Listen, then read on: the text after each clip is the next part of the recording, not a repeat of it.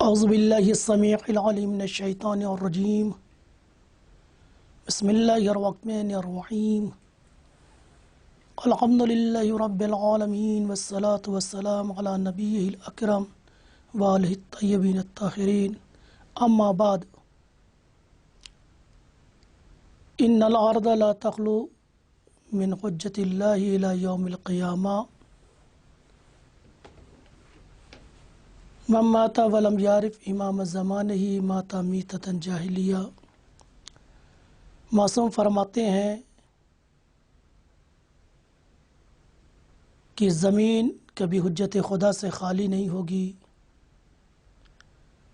اور مرنے والا مر جائے اور حجت خدا اور اپنے وقت کے امام کی معرفت نہ ہو تو گویا وہ جاہلیت کی موت مرتا ہے۔ اسی حدیث کی روشنی میں امام حسن عسکری علیہ السلام کی ذمہ داری اور غیبت امام زمانہ کی زمینہ سازی پر گفتگو کرنے کے لیے حاضر ہوں۔ چونکہ امام مہدی جل اللہ تعالیٰ فرجہ الشریف سلسلہ امامت کے آخری امام ہیں، امام مہدی بھی ہیں اور صاحب غیبت بھی ہے، لہذا ضروری ہے کہ وقت کا امام یعنی امام حسن عسکری علیہ السلام لوگوں کو، ان کے ذہنوں کو آمادہ کریں امام کی غیبت کے لیے۔ امام مہدی صاحب غیبت کی غیبت کے لیے لوگوں کو آمادہ کریں، ان کے ذہن سازی ہو جائے اور اس بات کا یقین ہو جائے کہ امام صاحب غیبت ہے، اور غیبت کے زمانے میں نظام کو کس انداز سے چلانا ہے، امام سے فیض کس انداز میں لینا ہے، اس کا بھی طریقہ، روش، انداز سکھا دیا جائے، ایک نظام بنا کے شیعوں کو دے دیا جائے، تاکہ جب صاحب غیبت غیبت کرے تو ان کے لیے کوئی نئی بات نہ رہے، پہلے سے ذہن آمادہ رہے اور اس سے فیض اٹھانے کے لیے ایک نظام بھی ان کے پاس رہے۔ لہذا امام حسن عسکری علیہ السلام نے غیبت امام مہدی کی زمینہ سازی کے لیے کچھ ذمہ داریاں پوری کی، اور وہ ذمہ داری اتنی اہم تھیں، اتنی باقدر و بفضیلت تھی، اتنی ضروری تھی کہ اگر وہ ذمہ داری پوری نہ کرتے تو شاید اسلام کا ایک بہت بڑا رکن ضائع ہو جاتا۔ بالکل امام حسن عسکری علیہ السلام کی ذمہ داری بالکل امام حسین علیہ السلام کی ذمہ داری سے ملتی جلتی ہے۔ یعنی اگر امام حسین علیہ السلام وہ ذمہ داری جو اس وقت امام حسین کے کاندھوں پہ تھی اگر پوری نہ کرتے امام حسین تو نبی کریم کی زحمت بھی رائگاں ہو جاتی، اور تمام انبیاء ما سبق، تمام مرسلین کی زحمات رائگاں ہو جاتی، بیکار جاتی اگر امام حسین علیہ السلام اپنی اس ذمہ داری کو پوری نہ کرتے جو اس وقت ان کے کاندھوں پہ تھی۔ اسی طرح اگر امام حسن عسکری علیہ السلام اپنے وقت میں جو ذمہ داری ان کے کاندھوں پہ تھی اگر امام حسن عسکری علیہ السلام وہ ذمہ داری پوری نہ کرتے تو نبی کریم کی زحمت بھی رائگاں ہو جاتی، امام حسین کی شہادت بھی ایک معنی میں رائگاں ہو جاتی، انبیاء ما سبق کی زحمت بھی رائگاں ہو جاتی، اور تمام ائمہ کرام یعنی امام حسن عسکری علیہ السلام تک جتنی ائمہ طاہرین نے زحمت برداشت کی تھی، کوشش کی تھی، وہ سب کی سب رائگاں ہو جاتی اگر امام حسن عسکری علیہ السلام اپنے حصے کی ذمہ داری کو پوری نہ کرتے یا صحیح سے پوری نہ کرتے۔ تو یہ اہمیت ہے امام حسن عسکری علیہ السلام کی اس ذمہ داری کی جو ان کے کاندھوں پہ تھی۔ تو اب وہ کون سی ذمہ داری تھی جو امام حسن یعنی زمینہ سازی کو لے کے امام حسن عسکری علیہ السلام کے حصے میں کون سی ذمہ داری تھی، اور امام حسن عسکری علیہ السلام نے ان ذمہ داریوں کو کس انداز سے پورا کیا، کس انداز سے انجام دیا، نبھایا۔ किस तरीके से, किस अंदाज से निभाया, किस हालात में निभाया, ये भी देखना बहुत ज़रूरी है। हालात क्या थे? नॉर्मल हालात थे या वो सख्त हालात थे? और इमाम हसन अस्करी अलैहिस्सलाम को, यानी उन जिम्मेदारियों को, उन अहम जिम्मेदारी, यानी इमामत के सिलसिले की एक बहुत अहम जिम्मेदारी है, उस अहम जिम्मेदारी को निभाने के लिए इमाम हसन अस्करी अलैहिस्सलाम के पास वक्त भी कितना था, फुर्सत कितनी थी? आया बहुत फुर्सत थी या बहुत मुख्तसर फुर्सत थी? ये तमाम सवालात के जवाबात इसी एक मौजू में है कि इमाम हसन अस्करी अलैहिस्सलाम ने ज़मीना साजी कैसे की, ज़मीना साजी के लिए किन किन जिम्मेदारियों को पूरा किया, किस तरह से, किस अंदाज में, किस खूबियों से उन जिम्मेदारियों को पूरा किया, किन हालात में पूरा किया, और उनके लिए कितना वक्त था। तो पहले मैं आपकी खदमत में अर्ज करूं, इमाम हसन अस्करी अलैहिस्सलाम को इन जिम्मेदारी पूरी करने के लिए बहुत मुख्तसर सा वक्त था, 5 साल कुछ महीने। आपकी पूरी उम्र 28 साल, यानी इमाम हसन अस्करी अलैहिस्सलाम की विलादत 232 में हुई है, आपकी शहादत 260 हिजरी में हुई है, बस पूरी उम्र आपकी 28 साल की है। इमाम अली नकी अलैहिस्सलाम जो आपके बाबा हैं, उनकी शहादत 254 हिजरी में हुई है, और उनकी शहादत के बाद असरार इमामत आपको मिले और आपकी शहादत 260 में हुई। 54 और 60 के दरमियान में करीब 5 साल कुछ महीने का, यानी इमाम हसन अस्करी अलैहिस्सलाम की इमामत का ज़माना 5 साल कुछ महीने है। इसी 5 साल कुछ महीने में इमाम हसन अस्करी अलैहिस्सलाम को वो अहम जिम्मेदारी पूरी करनी है कि जिसके बाद इस्लाम इफ्तिखार करेगा। तो बहुत वक्त बहुत मुख्तसर है, 5 साल कुछ महीने। फिर वो जिम्मेदारी क्या है, उसके बाद मैं हालात बयान करूं। उसके बाद ये वक्त हो गया। हालात क्या है कि जैसे जैसे इमाम महदी अलैहिस्सलाम की विलादत का ज़माना आता जाता है, वैसे वैसे इमाम की ज़िंदगी पर सख्ती बढ़ती जा रही है, दुश्मनों की उलझन बढ़ती जा रही है। चूँकि बशारतें आई थी, हदीसों में पैगम्बर इस्लाम ने बशारत दी थी कि तमाम जुल्म का ख़ात्मा इमाम महदी के क़याम पर होगा। लिहाजा जैसे जैसे इमाम महदी की विलादत का दिन नज़दीक आता जा रहा था, जालिमों की उलझनें बढ़ती जा रही थी, परेशानी बढ़ती जा रही थी, नींद उड़ती जा रही थी, और सारी कोशिश ये थी कि इमाम महदी की विलादत पे पाबंदी लगा दी जाए। वो बच्चा जो इमाम महदी बनेगा, कायम होगा, साहिब गैबत होगा, ज़हूर करेगा, उसे दुनिया में ना आने दिया जाए। और ये कोशिश सिर्फ इमाम हसन अस्करी इस्लाम के ज़माने से नहीं हुई, बल्कि ख़ुद इमाम नकी अलैहिस्सलाम, इमाम अली नकी अलैहिस्सलाम के ज़माने से हुई। लिहाजा मुतवक्किल जैसा जालिम जाबिर हाकिम ने इमाम अली नकी अलैहिस्सलाम को मदीने से सामर्रा बुलाया। यानी इमाम नकी अलैहिस्सलाम इमाम हसन अलैहिस्सलाम के बाबा है और इमाम महदी अलैहिस्सलाम के दादा, यानी दादा से सख्ती शुरू की गई है, पाबंदी, यानी बच्चे की विलादत ना होने पाए, इमाम महदी की विलादत ना होने पाए, इसकी कोशिश दादा से की जा रही है। इमाम नकी अलैहिस्सलाम को मदीने से सामर्रा बुलाया गया।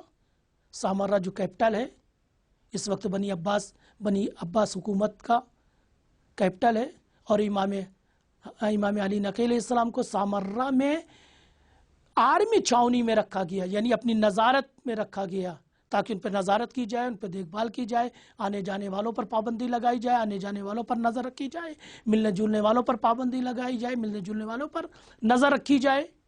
मुतवक्किल जैसे बादशाह ने, हाकिम ने ये काम किया, और यही काम इमाम हसन अस्करी अलैहिस्सलाम के साथ हुआ, इमाम हसन अस्करी अलैहिस्सलाम के साथ भी हुआ।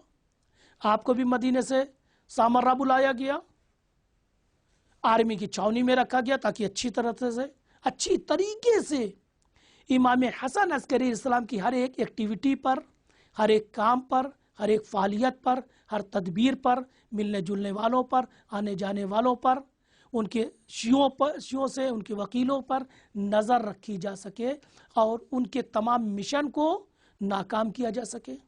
لہٰذا امام علی نقی علیہ السلام کو اور امام حسن عسکری علیہ السلام کو دونوں کو مدینے سے سامرہ بلایا گیا اور آرمی کے درمیان رکھا گیا، یعنی آرمی کے علاقے میں کوئی دوسرے لوگ نہیں آ پاتے، تاکہ دوسرے لوگ نہ بھی آنے پائے اور ہماری پوری طرح سے نظر بند رہے امام۔ اور اسی طرح شیخ توسی لکھتے ہیں کہ امام حسن عسکری السلام کے لیے یہ حکم تھا حاکم کا کہ ہفتے میں 2 مرتبہ اپنے سامرہ ہونے کا ثبوت دے دربار میں آ کے دیں۔ لہٰذا امام کو 2 شنبہ اور 5 شنبے کو دربار میں جانا پڑتا تھا اس بات کو دکھلانے کے لیے میں یہاں ہوں۔ یہ تمام ساری کوششیں اس بات کی دلیل تھی کہ وہ بچہ جو امام وقت ہونے والا ہے، جو امام کا جانشین ہونے والا ہے، جو امام مہدی ہے، جو صاحب قیام ہوگا، قائم ہے، حضرت حجت ہیں، ان کی ولادت نہ ہونے پائے۔ لہٰذا یہ سامرہ میں رکھا گیا، نظارت میں رکھا گیا۔ حکومت کے افراد جا رہے ہیں، جاسوس افراد جا رہے ہیں، دیکھ رہے ہیں، تلاشی لے رہے ہیں، کئی مرتبہ برابر امام کے گھر میں تلاشی ہوتی ہے۔ پھر اسی طرح حکومت کے جاسوس شیعوں کی شکل میں، اپنوں کی شکل میں، چاہنے والوں کی صورت میں امام کے اطراف میں چاروں طرف ہیں، امام کی ہر ایکٹیویٹی پر، ہر بات پر نظر رکھ رہے ہیں اور حکومت کو پہنچا رہے ہیں۔ حکومت کی ساری کوششیں بالکل اسی طرح میں عرض کروں آپ کی خدمت میں، جس طرح نجومیوں نے جناب موسیٰ کی ولادت پر بتلایا تھا، فرعون سے کہا تھا تیرے ظلم کا خاتمہ موسیٰ کی ولادت پر ہے۔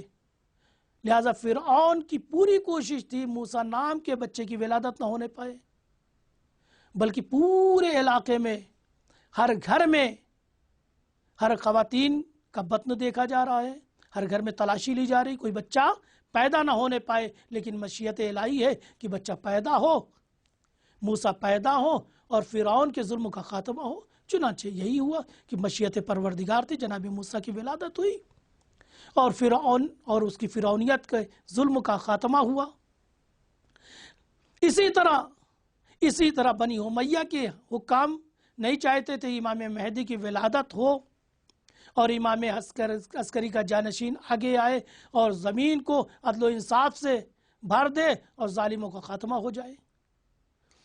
لہٰذا ساری کوششیں تھیں، بس ایک فرق ہے، جناب موسیٰ کی ولادت اور جناب امام مہدی کی ولادت دونوں شبیہ ہے، لیکن ایک فرق تھا، نجومیوں نے یہ تو بتایا تھا کہ موسیٰ کی ولادت سے فرعون اور فرعونیت کو خطرہ ہے، لیکن یہ نہیں معلوم تھا کس گھر میں ولادت ہونی ہے، وہ کس باپ کا بیٹا ہے، کس خاندان میں پیدا ہوگا۔ لیکن نبی کی حدیث اور نبی کی بشارتوں سے یہ پتا تھا امام مہدی کس خاندان میں پیدا ہوں گے، کس گھر میں پیدا ہوں گے اور کن کے بیٹے ہوں گے۔ لہٰذا حکومت کے لیے آسان تھا اس گھر پہ نظارت کرنا، اس شخص کو اپنی نظر میں رکھنا، اس خاندان پہ اپنی نظر رکھنا، تاکہ کسی طرح کی کوئی ایسی ایکٹیویٹی نہ ہونے پائے، کوئی ایسا ذریعہ، کوئی ایسا سامان فراہم نہ ہونے پائے جس سے امام مہدی کی ولادت ہو پائے۔ لہٰذا ایسے حالات میں جہاں امام حسین کی ہر ایک چیزوں پہ نظر رکھی جا رہی ہے، امام حسن عسکری علیہ السلام کی ہر ایک پہلو پر، ہر کام پہ نظر رکھی جا رہی ہے، سپاہی نظر رکھ رہے ہیں، حکومت کے افراد وزراء نظر رکھ رہے ہیں، جاسوس نظر رکھ رہے ہیں، تاکہ اس بچے کی ولادت نہ ہونے پائے۔ ادھر امام حسن السلام کی ذمہ داری ہے کہ اس بچے کی ولادت کا ایسا خفیہ انتظام کریں کہ ولادت بھی ہو جائے اور دشمنوں کو، حاکموں کو خبر بھی نہ ہونے پائے۔ چنانچہ مشیت الہی یہی تھی، ایسا انتظام امام حسن عسکری علیہ السلام نے کیا کہ دشمن تلاشی لیتے رہ گئے، دشمن گھر کے ارد گرد پھرتے رہ گئے، لیکن نہ آثار ولادت ظاہر ہوا، لیکن ولادت ہو گئی بالکل جناب موسیٰ کی طرف۔ تو پہلی ذمہ داری امام حسن عسکری علیہ السلام کی اس حالات میں تھی کہ کسی طرح امام مہدی کی ولادت کا خفیہ سامان مہیا کر دیا جائے، ان کا انتظام کر دیا جائے۔ اہتمام کر دیا جائے تاکہ امام مہدی کی خفیہ ولادت ہو جائے. امام مہدی جانے اور چند رازدار جانے اور شیعہ اپنے خاص شیعہ جانے اور کوئی نہ جانے. چنانچہ امام حسن عسکری السلام نے اس ذمہ داری کو بڑی خوبصورتی سے نبھایا. چنانچہ شب ولادت آئی تو آپ کی پھوپھی جناب حکیمہ کو روکا، کہا پھوپھی جان آپ رک جائیے، آج گھر ہی پر رکیے. تو چونکہ ایک امام کی بیٹی ہے، امام محمد تقی کی بیٹی ہے، امام علی نقی کی بہن ہے، اور امام حسن عسکری السلام کی پھوپھی ہیں، اور امام زمانہ کی دادی ہیں. چونکہ ظاہر سی بات اتنے اماموں سے رابطہ ہے، سمجھ گئی کچھ مصلحت ہے. چنانچہ امام نے جب موقع دے کر فرمایا کہ پھوپھی جان جس بچے کی بشارت دی گئی تھی وہ بچہ آج دنیا میں آنے والا ہے. تو آپ نے پوچھا کہ کہیں علامت آثار و علامت ولادت نظر نہیں آ رہے ہیں؟ تو آپ نے فرمایا جناب ان کی ولادت جناب موسیٰ کی طرح ہوگی. اور چنانچہ ولادت ہوئی. تو پہلی ذمہ داری اس حالات میں امام کی تھی کہ خفیہ امام زمانہ کی ولادت کا خفیہ انتظام کرنا، اہتمام کرنا اور مکمل طور سے اس میں کامیاب ہونا. اور چنانچہ امام حسن عسکری السلام کامیاب ہوئے. دوسری ذمہ داری تھی جو ولادت سے پہلے بھی تھی اور ولادت کے پہلے سے تھی، یعنی بار بار شیعوں کو اپنوں کو یقین دلانا کہ گھبراؤ نہیں، پروردگار عالم نے جس امام مہدی کی بشارت دی ہے وہ کوئی اور نہیں ہے بلکہ میرا بیٹا محمد ہے. ان قریب وہ بابرکت مولود، وہ بابرکت بچہ میرے گھر میں ولادت پانے والا ہے. یعنی امام لوگوں کی ذہن سازی کر رہے ہیں کیونکہ ادھر حکومت پروپیگنڈا کر رہی ہے کہ نہیں بھائی امام حسن عسکری السلام کا کوئی بیٹا نہیں ہے جس کی بشارت دی گئی تھی، گویا یہ حدیث غلط ہے، یہ بشارت غلط ہے، یہ جو کہا گیا تھا امام مہدی کے بارے میں یہ سب ایک پروپیگنڈا ہے، اس کا کوئی عمل ہی نہیں ہے. چونکہ امام حسن علیہ السلام کے کوئی بیٹا ہی نہیں ہے، ان کی کیا کوئی ولادت ہی نہیں ہوئی اور نہ ہونے والی ہے، ابھی تک ہوئی نہیں ہے اور ہم آگے ہونے نہیں دیں گے. ساری حکومت کی کوشش یہی ہے اور یہی پروپیگنڈا پھیلایا جا رہا ہے کہ یہ جو کہا گیا تھا سلسلہ 12 امام یہ منقطع ہو رہا ہے امام حسن عسکری علیہ السلام پہ. لہٰذا امام حسن عسکری علیہ السلام کی ایک ذمہ داری تھی ولادت سے پہلے، یعنی امام مہدی کی ولادت سے پہلے ذمہ داری تھی کہ بار بار شیعوں کو یقین دلاتے رہے اور اطمینان دلاتے رہے کہ میں اللہ کی. چنانچہ ایک مقام پہ امام فرماتے ہیں جب لوگوں میں اختلاف بڑھا تو امام فرماتے ہیں میں اللہ کی حجت ہوں، اس پہ تمہیں یقین ہے، میں امام وقت ہوں، تمہیں اس پہ یقین ہے، تم مانتے ہو؟ سب نے کہا ہاں. تو بولے جب میں اللہ کی حجت ہوں، تمہارا امام ہوں، تم مجھ پہ یقین رکھتے ہو، تو میں تم سے کہہ رہا ہوں کہ ان قریب اللہ تعالی میرے بیٹے محمد کو اس دنیا میں لانے والا جو میرا جانشین ہوگا اور تمہارا امام ہوگا، اور اللہ کی حجت زمین پر اللہ کی حجت ہوگی. خود امام فرما رہے، یعنی ایک ذمہ داری امام کی تھی اس حالات میں شیعوں کے ذہنوں کو، اپنوں کے ذہنوں کو آمادہ کرنا، تیار رکھنا، اطمینان دینا کہ پریشان مت ہو، گمراہ نہ ہونا، کسی کی باتیں مت سنو، میں حجت خدا ہوں، میری بات پہ یقین کرو. ان قریب اللہ تعالیٰ میرے بے جانشین محمد کو میری آغوش کی زینت بنائے گا اور وہ تمہارا امام ہوگا، اللہ کی حجت زمین پر ہوگا. تو یہ ذمہ داری امام کی تھی. اور جب یہ وقت آیا، ولادت کا وقت آیا، تو اس کا امام حسن عسکری صاحب نے اچھے سے انتظام کیا تاکہ ولادت مکمل ہو جائے اور نہ تو دشمنوں کو پتہ چل پائے، نہ جاسوسوں کو پتہ چل پائے، اور نہ ہی اس زمانے میں غالی لوگ جو تھے جو اپنے آپ کو یہ دکھلانا چاہتے تھے کہ میں امام کا جانشین ہوں، میں امام کا وکیل ہوں، میں امام کا نمائندہ ہوں، ان کو بھی یہ خبر نہ پہنچے. کیونکہ اگر یہ خبر پہنچ جائے گی تو وہ اپنی حقانیت کے ثبوت میں بھیجیں گے کہ مجھے پتہ ہے ولادت ہوئی ہے، میں جانتا ہوں، اور یہ ہماری وکالت کی دلیل ہے، ہماری حقانیت کی دلیل ہے کہ ہم امام کے وکیل ہیں. لہٰذا اسے بھی چھپانا. تو یہ دو ذمہ داری تھی. اور جب یہ ولادت ہو گئی مکمل طور سے، خفیہ طور سے، تو اب امام کی ایک ذمہ داری اور بڑھ جاتی ہے، اس ولادت کی خبر دیں. یعنی ولادت سے پہلے آپ لوگوں کو یقین دلاتے تھے، جیسے چنانچہ موسیٰ ابن جعفر وہاب بغدادی فرماتے ہیں کہ امام مجھ سے فرماتے ہیں کہ دشمن یہ چاہتا ہے کہ مجھے قتل کر دے، میرے نسل کا سلسلہ منقطع ہو جائے اور مطمئن ہو جائے، لیکن مشیت الہی یہ ہے، اللہ یہ چاہتا ہے کہ میری جانشینی کا سلسلہ جاری ہو. ان قریب پروردگار अनकरीब परवरदिगार मेरे जानशीन को दुनिया में भेजने वाला है। तो इमाम मुतमईन करते थे। चुनांचे मूसा इब्न जाफ़र इब्न वहाब बगदादी फरमाते कि इमाम ऐसे फरमाते हैं। यह मौका, इसके अलावा बहुत सी मिसालें हैं कि इमाम फरमाते नज़र आए।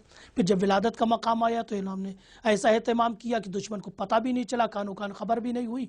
इमाम की विलादत हुई उस हालात में, बिल्कुल जनाब मूसा की तरह कि फ़िरौन चाहता तो विलादत ना होने पाए, लेकिन अल्लाह चाहता तो विलादत हो जाए। चुनांचे जनाब मूसा की विलादत हो गई। इसी तरह फ़िरौन वक्त बनी अब्बास के हुकाम चाहते थे विलादत ना होने पाई इमाम मेहदी की, अल्लाह ने चाहा विलादत हो जाए, विलादत हो गई। अब इमाम की एक जिम्मेदारी और बढ़ जाती है कि इस विलादत की खबर लोगों तक पहुंचाएं, यानी लोगों को खबर दें कि मैंने जिस इमाम मेहदी की विलादत का वादा किया था, नबी ने जिस इमाम मेहदी की विलादत की बशारत दी थी, खुदा ने जिसका वादा किया था वो वादा पूरा हो गया, वो बशारत दुनिया में आ गई है। लिहाजा इसहाक बिन साद फरमाते हैं कि इमाम हसन अस्सलाम मुझसे मिले, फरमाया ऐ इसहाक, वो बच्चा, वो इमाम मेहदी, वो बच्चा जो मेरा जानशीन होगा, तुम्हारा इमाम होगा, इमाम मेहदी होगा, साहिब गैबत होगा, जिसके वजूद से जुल्म का खात्मा होगा, वो दुनिया में आ गया है। इसी तरह इमाम मुख्तलिफ मकामात पे जहाँ जब मौका मिलता था, फुर्सत मिलती थी, मैंने अर्ज किया ना, 3-4 तरह के लोग इमाम के अतराफ में होते थे। हुकूमत के अफराद, सिपाही वगैरह जो ओपन थे, यानी पता था ये सिपाही है, ये हुकूमत के आदमी है। दूसरे जासूस लोग जो शियों के लिबास में, उनके भेस में, उनकी सूरत में आते थे, खबर लेना चाहते थे। तीसरे वो गाली, यानी आज के ज़माने में कहें वो अखबारी, जो ये खबर अंदर से निकालना चाहते थे और उस खबर को ले जाके आम दूर शियों के दूर इलाकों में पहुंचाकर ये बतलाना चाहते थे कि देखो ये खबर मैं अंदर की लेके आया हूँ, ये राज है, मैं अंदर से लेके आया हूँ, इसका मतलब मैं हक पर हूँ, मैं उनका वकील हूँ। अपनी वकालत को इसके ज़रिए साबित करना चाहते थे कि ये मैं राज है और ये राज वालों को बताया जाता है। इमाम ने ये राज हमको बताया है क्योंकि हम उनके वकील हैं। ये अपनी वकालत को साबित करना चाहते थे, लिहाजा इमाम उनसे भी बचाना चाहते थे, ये गलत लोगों को खबर भी ना पहुँचे, वह अपने फ़ायदे के लिए खबर को इस्तेमाल करेंगे। अब चौथा ग्रुप बचता है मुखलिस शियों का, ख़ास चाहने वाले हैं ये, जो वफादार भी हैं, फ़िदाकार भी हैं, जो हमेशा इमाम की बातों पर यकीन रखते हैं। लिहाजा इमाम की कोशिश है उन तीनों को खबर ना मिलने पाए और इनको खबर मिले, इनको बतलाया जाए, इनको दिखलाया भी जाए।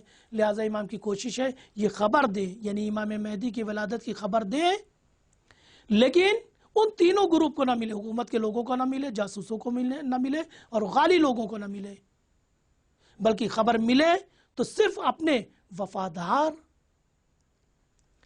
फिदाकार, मुखलिस शियों को खबर मिले, ताकि ये जाएंगे और धीरे धीरे ज़मीना साजी करेंगे, लोगों के जहनों को आमादा करेंगे। चुनांचे इमाम विलादत की खबर देते हैं। और फिर जिस तरह दीगर इमामों की जिम्मेदारी थी कि अपने बाद वाले इमाम को पहचानवाए, लोगों को दिखलाएं और बतलाएं कि ये मेरे बाद तुम्हारे इमाम है, अल्लाह की हुज्जत है और मेरे जानशीन है। यह जिम्मेदारी भी इमाम हसन अलैहिस्सलाम की थी कि अभी तक तो खबर है विलादत दे रहे थे, उस बच्चे की विलादत हो गई, तुम्हारे इमाम मेरे जानशीन, अल्लाह की हुज्जत की ज़मीन, अल्लाह की हुज्जत जो ज़मीन पर होने वाली उसकी विलादत हो गई है। अब जिम्मेदारी बनती है कि उस हुज्जत खुदा को दिखला दें, लोग देख लें हुज्जत खुदा को। तो ऐसे मौके ढूंढ रहे, ऐसे हालात में कि यहाँ पर इमाम के अतराफ में 4 तरह के लोग हैं, 3 बुरे हैं और एक अच्छा ग्रुप है। तो उन अच्छे लोगों को इमाम को दिखलाना, लिहाजा जैसे इमाम फुर्सत की तलाश में है, वक्त की तलाश में है, मोहलत की तलाश में, जैसे ही मौका मिलता है इमाम दिखलाते। चुनांचे मुख्तलिफ रवायतें भरी पड़ी, जैसे खुद मोहम्मद इब्ने उस्मान आमरी, अयूब इब्ने मोहम्मद इब्ने अयूब और माविया इब्ने हकीम ये फरमाते हैं कि हम लोग 40 लोग इमाम की खिदमत में बैठे थे। इमाम ने मौका गनीमत जाना, फुर्सत देखा। इमाम ने कहा ज़रा इस पर्दे को हटाओ, इस हुजरे के पर्दे को हटाओ। जैसे हुजरे यानी कमरे के पर्दे को हटाया तो उसमें खूबसूरत हसीन जमील बच्चा नज़र आया। इमाम ने फरमाया, ऐ लोगों, ये तुम्हारा इमाम है, ये मेरा बेटा मोहम्मद है, جو میرا جانشین ہے یہ تمہارا امام ہے، اللہ کی حجت ہے، امام مہدی ہے، صاحب غیب ہے۔ تو امام کو دکھلایا۔ پھر اسی طرح اور بھی روایت، ایک روایت یعقوب ابن منقوش سے بھی ہے کہ جب یعقوب ابن منقوش کو امام نے دکھلایا تو یہی فرمایا کہ دیکھو یہ میرا بیٹا محمد ہے جو میرا جانشین ہے، تمہارا امام ہے، اللہ کی حجت ہے، اور یہ وہی بشارت، وہی امام مہدی ہے جس کی بشارت نبی نے دی ہے، جس کا وعدہ خدا نے دی ہے۔ تو تیسرا کام، چوتھی یہ ذمہ داری، ایک ذمہ داری تھی پہچانوانا۔ پہلا کام تھا ولادت سے پہلے بشارت دینا، دوسرا کام تھا ولادت کا خفیہ انتظام کرنا، تیسرا ولادت کی خبر پہنچانا، چوتھا کام تھا اس ولادت پیدا ہونے والے امام مہدی اور اپنے جانشین کو لوگوں کو پہچانوانا۔ اور پانچواں کام امام نے کیا کہ جو لوگ ولادت کے موقع پر موجود تھے، کنیزوں میں یا معزز خاتون میں سے، ان خاتون ان لوگوں سے کے ذریعے سے شہادت دلوائی، گواہی دلوائی کہ میرے گھر میں میرا جانشین محمد آ گیا ہے جو تمہارا امام ہوگا، اللہ کی حجت ہوگی، اور خدا کا جو وعدہ تھا کہ منجی بشریت آئے گا، یہ وہی منجی بشریت ہوگا۔ چنانچہ جناب حکیمہ اس واقعے کو بتلاتی ہیں کہ اس رات میں موجود تھی، فلا فلا کنیز موجود تھی، فلا فلا باعظمت خواتین موجود تھیں، ایسا ہوا، سارا واقعہ بیان کرتی ہیں۔ یعنی امام حسن عسکری السلام اپنی پھوپھی کے ذریعے سے بھی اس کی گواہی دلواتے ہیں۔ بڑی معزز خاتون ہے یہ، خاتون بڑی معزز ہے، بڑی محترم ہے، شیعوں کے نزدیک بھی، محلے میں بھی، اطراف میں بھی بڑی محترم تھی، بہت معزز تھی، صادق القول تھی، لہٰذا آپ کی بیعت آتی رہی، بیان کرتی رہی۔ آپ کی قبر بھی، لہٰذا آپ کی قبر بھی سامرہ میں امام عسکریین یعنی امام نقی علیہ السلام اور امام حسن عسکری السلام کے پہلو میں آپ کی قبر ہے جناب حکیمہ۔ تو جناب حکیمہ خاتون اور وہ خواتین یا وہ کنیزیں جو ولادت کی شب امام کے گھر میں تھی، ان سے بھی امام نے گواہی دلوائی۔ تو یہ 5 طرح کی 5ویں ذمہ داری تھی۔ اور چھٹی ذمہ داری امام کی تھی، چونکہ ایک نظام وکالت جس کو امام علی نقی علیہ السلام نے قائم کیا تھا، یعنی چونکہ حضرت حجت کا زمانہ نزدیک آ رہا تھا، امام مہدی کی ولادت کا زمانہ نزدیک آ رہا تھا، لہٰذا حکومتوں کی پابندی زیادہ بڑھ رہی تھی، سختیاں بڑھ رہی تھیں۔ تو لہٰذا 2 سبب کی تحت، ایک تو حکومت کی پابندی بڑھ رہی تھی، لہٰذا کوشش کی گئی کہ ایک نظام بنایا جائے وکالت کا، کہ اس وکالت کے نظام کے ذریعے سے امام اپنے تمام پیغام کو لوگوں تک پہنچائے، لوگوں سے ملنے جلنے کا سلسلہ بھی اسی وکالت کے ذریعے سے رہے، لوگوں کے سوال کے جوابات بھی انہی وکیلوں کے ذریعے سے دیے جائیں، لوگوں کی مشکل کا حل بھی انہی وکیلوں کے ذریعے سے نکالا جائے، لوگوں کی امداد بھی انہی وکیلوں کے ذریعے سے کی جائے، جو بیت المال اور وجوہ شرعیہ جمع کیا جائے انہی وکیلوں کے ذریعے سے جمع کیا جائے، اور آگے کا سلسلہ بھی اسی وکیلوں کے ذریعے سے چلے۔ لہٰذا یہ جو نظام وکالت امام علی نقی علیہ السلام نے بنایا اور قائم کیا، امام حسن عسکری علیہ السلام نے اس کو مضبوط کیا۔ کیوں؟ کیونکہ اب شیعوں سے اور اپنوں سے ملنے کا واحد ایک ہی راستہ بچا تھا، چونکہ حکومتوں کی سختی ہے، حکومتوں کی پابندی ہے، حکومتوں کی نگرانی ہے، حکومت نظر بند کیے ہوئے ہے، لہٰذا اپنوں سے ملنا اور اپنوں کے مسائل حل کرنے کا واحد ایک ذریعہ تھا، وہ تھی وکالت کا نظام۔ لہٰذا امام حسن عسکری السلام نے وکالت کے نظام کو مضبوط کیا۔ اور دوسرا، چونکہ امام مہدی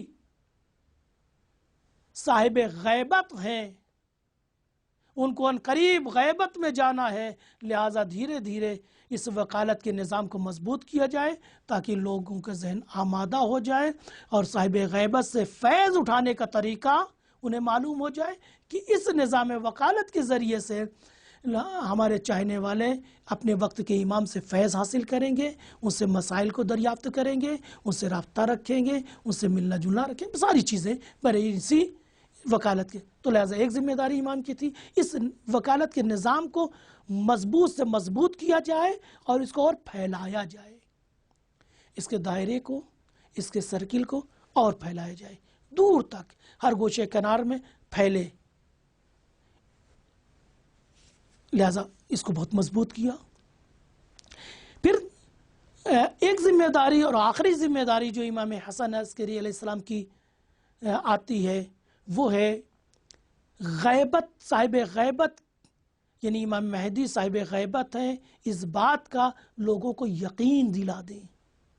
یعنی ابھی تک 11 امام تھے، پابندی تھی، نظر بند تھے، لوگوں سے دور رکھے گئے تھے، لیکن صاحب غیبت نہیں تھے، دور رکھا گیا۔ جیسے امام علی نقی علیہ السلام، امام حسن عسکری علیہ السلام کو مدینے سے بلا کے سامرہ میں اپنی نگاہوں کے سامنے رکھا گیا، نظر بند رکھا گیا، لیکن صاحب غیبت نہیں تھے۔ لیکن یہ آخری امام جو 12ویں امام ہے، امام زمانہ، جو آخری حجت ہے اللہ کی، یہ صاحب غیبت ہے، اور 2 غیبت ہے، ایک غیبت صغرا کے مالک ہے، ایک غیبت کبریٰ۔ غیبت صغرا جو مختصر ٹائم کی ہے، غیبت کبریٰ جو لمبے پیریڈ کے لیے، اور شاید غیبت صغرا اسی لیے رکھی گئی تاکہ غیبت کبریٰ سے پہلے لوگوں کا ارتباط اور وکالت کا نظام اور مضبوط کر دیا جائے۔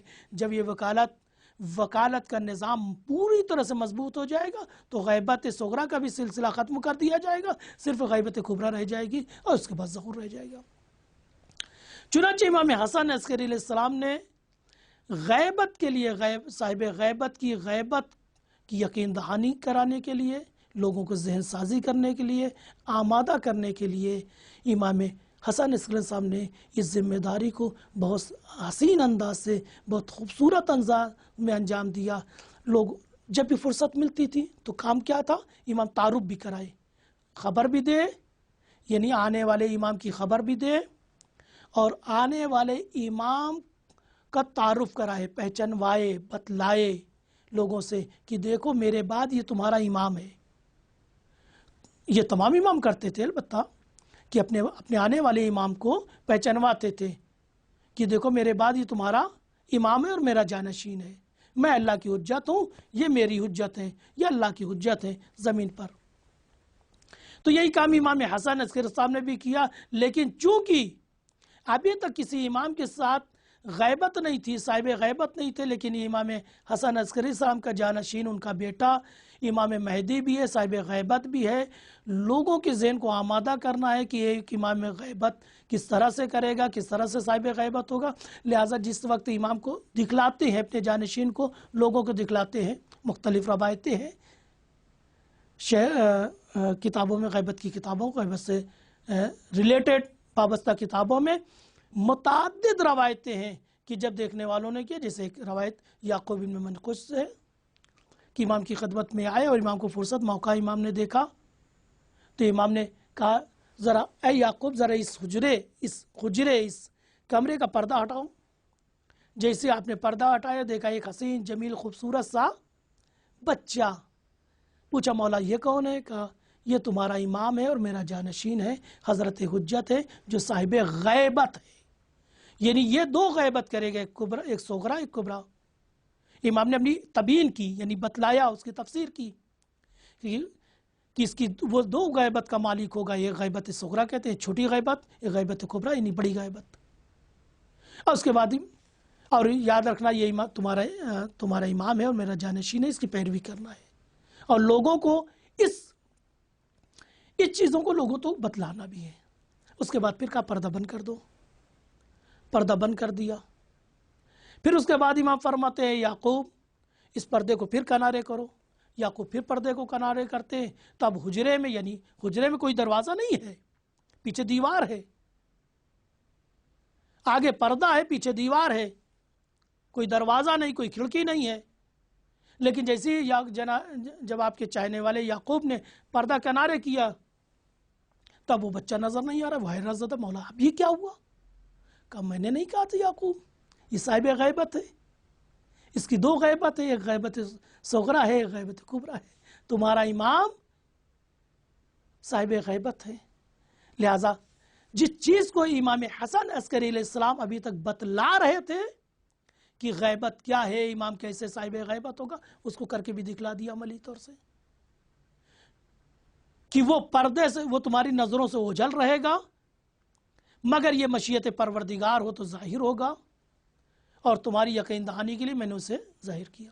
اسی طرح جب اور 40 لوگوں کا وفد ڈیلیگیشن آیا امام کی خدمت میں، 40 خاص وفادار، فداکار، جانشین، جانثار، چاہنے والے، امام پہ جان چھڑکنے والے، مرنے والے جب حاضر ہوئے، جس میں ایک آپ کے دوسرے نائب امام، یعنی امام زمانہ کے دوسرے نائب محمد ابن عثمان عمری بھی ہیں، اور مختلف لوگ ہیں۔ وہ کہتے ہیں ہم 40 لوگ تھے، امام کی خدمت میں آئے، امام نے اسی طرح اپنے جانشین سے ملوایا اور کہا یہ تمہارے امام ہیں، یہ حجت خدا ہیں، یہ حضرت قائم ہے، یہ صاحب غیبت ہوں گے، ان کی 2 غیبت ہوگی، یہ غیبت صغرا ہے، غیبت کبریٰ۔ اس کے بعد امام نے کہا پردہ ہٹاؤ، پردہ ہٹایا تو ہم نے وہی بچے دیکھے، پورا واقعہ اسی طرح ہے کہ بچہ دیکھا ہے، خوبصورت حسین بچہ، امام نے تعارف کرایا، پہچانوایا، انٹروڈکشن کروایا، اور اس کے بعد کہا پردہ برابر کر دو، پردہ برابر کر دیا گیا۔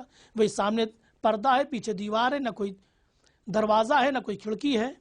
اور اس کے بعد پھر کہا، پھر حکم دیا تھوڑی دیر کے بعد اس پردے کو پھر کھولو۔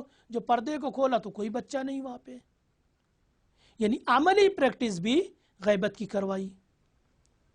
تو پس امام حسن عسکری علیہ السلام کی زمینہ سازی کو لے کے جو ذمہ داریاں تھیں وہ قریب 7 طریقے کی بڑی ذمہ داری تھی۔ پہلی ذمہ داری تھی امام حسن عسکری علیہ السلام کی ولادت سے پہلے لوگوں کے ذہن کو آمادہ کرنا اور اطمینان دلانا، یقین دلانا، گھبراؤ نہیں، پریشان نہیں ہو۔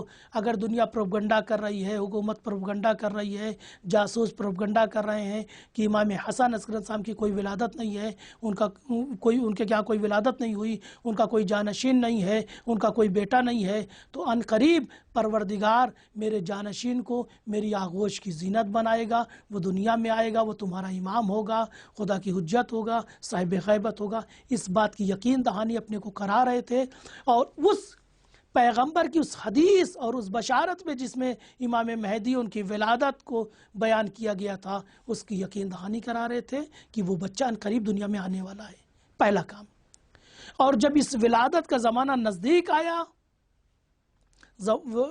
ولادت کا زمانہ نزدیک آیا تو اس ولادت کا انتظام یوں کرنا کہ کسی کو خبر نہ ملے، دشمن کو خبر نہ ملے، حکومت کو خبر نہ ملے، غلط لوگوں کو خبر نہ ملے، اور اس کی ولادت ہو جائے۔ اور جب ولادت ہو گئی تو اس مولود، اس جانشین کی ولادت کی خبر اپنوں کو پہنچے، لہذا خود بھی بتلایا، جیسا کہ ابن سعد کہتے ہیں کہ جب ولادت ہو گئی تو امام نے مجھے خبر دی اور دیگر میرے دوستوں کو خبر دی کہ میرے گھر ایک بچہ آیا جس کا نام محمد ہے، جو میرا جانشین ہے، جو تمہارا امام ہے، اللہ کی حجت ہے، امام مہدی ہے، صاحب غیبت ہے، اور ہو بہو پیغمبر کی تصویر ہے، پیغمبر کی شبیہ ہے۔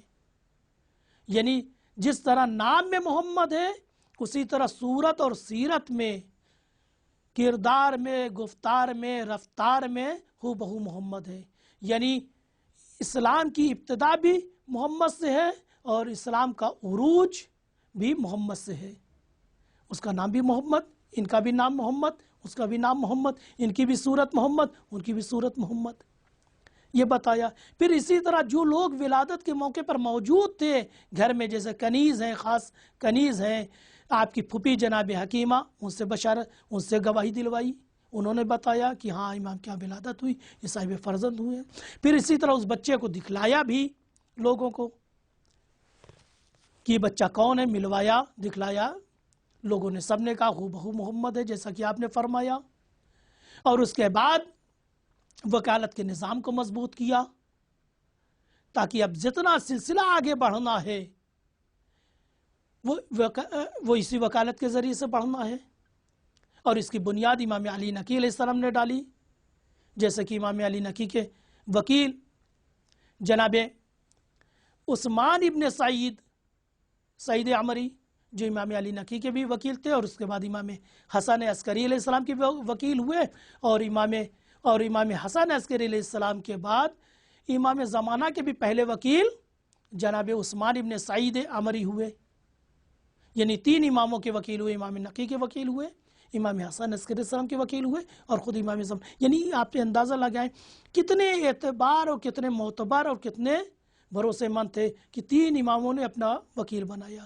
جب ان کی وفات ہو جاتی تو ان کے بیٹے محمد ابن عثمان عمری وکیل بنتے ہیں امام زمانہ کے، اور اس کے بعد حسین ابن روح نوبختی امام کے وکیل بنتے ہیں، اور چوتھے وکیل علی ابن محمد ثمری وکیل بنتے ہیں. یہ 4 نائب ہیں، وکیل ہیں، نواب خاص ان کو کہتے ہیں. یہ امام زمانہ کے نواب خاص ہیں. لیکن ان 4 نواب میں سے پہلے نائب امام علی نقی علیہ السلام کے بھی وکیل تھے، امام حسن عسکری السلام کے وکیل تھے. اور یہ 4 نواب امام زمانہ کی غیبت صغرا کے زمانے میں تھے. اور جیسے ہی چوتھے نائب یعنی علی ابن محمد ثمری کا انتقال ہوتا ہے، وہیں سے سلسلہ وکالت بھی، خاص وکالت کا سلسلہ بھی ختم ہوتا ہے اور غیبت صغرا کا سلسلہ ختم ہوتا ہے. وہیں سے غیبت کبریٰ کا سلسلہ شروع ہو جاتا ہے. تو آپ نے یہاں پر دیکھا کہ امام حسن عسکری السلام صاحب کی جو ذمہ داری تھی، کن حالات میں، کن مشکلات میں، کس سختیوں میں امام نے انجام دیا، اور اس کے لیے صرف 5 سال کچھ مہینے کا مختصر عرصہ تھا. آپ نے اس ذمہ داری کو بڑی خوبی سے، بڑی اچھی انداز سے انجام دیا، جس کا نتیجہ آج سامنے ہے. پوری دنیا کے دلوں میں امید کے چراغ روشن ہے. اسی امام حسن عسکری السلام کی ذمہ داریوں کا نتیجہ ہے. اگر امام حسن عسکری السلام نے اپنی وہ ذمہ داری پوری نہ کی ہوتی یا اچھے سے پوری نہ کی ہوتی تو آج دنیا کے دلوں میں امید کا یہ چراغ نہ جلتا، امید کی چراغ کی روشنی پوری دنیا میں نہ پھیلتی، جس کا نتیجہ آج انقلاب اسلامی ایران ہے، حکومت علوی ہے، حکومت امام رضا ہے، ولایت ولی فقی کی حکومت اسی سلسلے کی ایک کڑی ہے. اگر امام حسن عسکری السلام نے اس کی ابتدا کی تھی، جس کی عروج کا ایک چھوٹی سی تمہید، اس عروج کی چھوٹی سی تمہید انقلاب اسلامی ایران ہے، ولایت فقی کا نظام ہے اور یہ حکومت ہے. ہم بارگاہ پروردگار میں دعا گواہ ہیں، پروردگار کی بارگاہ میں، کہ پروردگارہ حضرت حجت کا جلد سے جلد ظہور کر دے اور اس انقلاب اسلامی ایران کو اس حضرت حجت کے قیام سے ملا دے، اور ہم سب کو ناظرین کو، حاضرین کو، سامعین کو، دیکھنے اور غائبین کو، جہاں جہاں بھی پوری دنیا میں مومنین ہیں، مومنات ہیں، مسلمین مسلمات ہیں، شیعان حیدر کرار ہیں، جوان ہیں قوم کے، پروردگار ہم سب کو ان سب کو امام زمانہ کے خاص ناصروں میں شمار فرما، ان کی مدد کرنے والے، ان کے خادموں میں شمار کرے، اور ہمارے بچوں کو، ہماری نسلوں کو بھی یہ سعادت عطا کرے. ہماری دعاؤں کو مستجاب فرما. ربنا تقبل منا انک